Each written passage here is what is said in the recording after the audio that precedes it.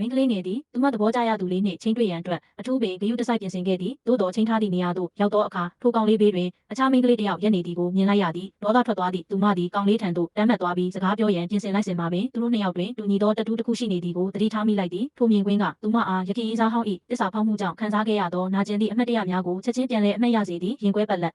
ဖြစ်သွားသည့်သူမသည်ထိတ်လန့်စွာဖြင့်လှည့်ထွက်ပြေးခဲ့သည်ကောင်လေးကသူမနောက်သို့ချက်ချင်းလိုက်လာခဲ့တော်လဲနှစ်သိမ့်ပေးမိအစားဒေါသတကြီးဖြင့်ဆွဆွဲတော်သည်သူ၏အမြင်တွင်သူမသည်မိမိအားအချစ်စကားတစ်ခါမျှမပြောခဲ့ဘူးပဲယခုမှရေးစားဆောင်တွဲကဲ့သို့ပြုမှုကာသူ၏ဘဝထဲသို့ဝင်ရောက်ဆွတ်ဖက်နေသည်ဟုထင်မြင်နေသည်သူမသည်ရှေ့သို့ဆက်ပြေးနေရင်ကောင်လေးကသူမလက်ကိုဆွဲထားလိုက်သည်သူတို့နှစ်ယောက်၏ဆက်ဆံရေးမှာအမှန်တကယ်ပါလဲဆိုသည်ကိုသူကတောင်းဆိုမေးမြန်းသည်သူမ၏စစ်မှန်သောခံစားချက်များကိုဖွင့်ပြောတော်မူဆဲတွင်ထိုမိန်းကလေးကရုတ်တရက်လျှောက်လာပြန်သည်ထိုတက်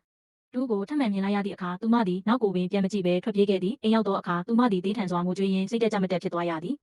နောက်တစ်နေ့တွင်သူမသည်မိမိနှလုံးသားကိုပိတ်လောင်ထားရန်နှင့်ထိုကောင်လေးနှင့်ဘယ်တော့မှစကားမပြောတော့ရန်ဆုံးဖြတ်ချက်ချလိုက်သည်။ကြောင်းရောက်သောအခါသူမ၏တငယ်ချင်းများကဝန်ခံစကားပြောခဲ့သလားဟုမေးကြသည်။သူမကငါသူ့ကိုမကြိုက်တော့ဘူးဟုသာတိုတိုတုတ်တုတ်ပြောလိုက်သည်အားလုံးကသူမကိုနားမလည်နိုင်သည့်အကြည့်များဖြင့်ကြည့်နေကြသည်။ထိုအချိန်မှာပင်ကောင်လေးကအတန်းထဲသို့ဝင်လာသည်။နှစ်ယောက်စလုံးသည်တယောက်ကိုတယောက်လုံးဝလစ်လျူရှုထားလိုက်ကြသည်။လမ်းတွင်ဆုံမိသည့်အခါမျိုးတွင်လည်းကြမ်းတမ်းသည့်စကားအနည်းငယ်သာအပြန်အလှန်ပြောဖြစ်ကြသည်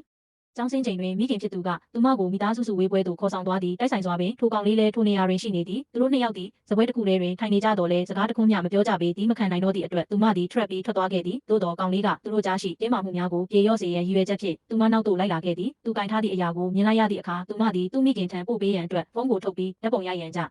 ဦးစားလိုက်သည်လူရဲ့ရန်စူးစားရင်သူမလဲကျသွားသည်ကောင်လေးကသူမကိုလာထူပေးမိအစားသူ့ဖုန်းကိုထုတ်ပြီးသူမ၏ရုပ်ပြစင်ပြပုံတစ်ပုံကိုရိုက်လိုက်ပြန်သည်ဒေါသထွက်သွားသည့်သူမသည်ဖုန်းကိုလူယူရန်ရုန်းကန်ခဲ့ပြီးသူတတိလေဟင်းနေချိန်တွင်ဖုန်းကိုအဝေးသို့ပစ်ပေါက်လိုက်သည်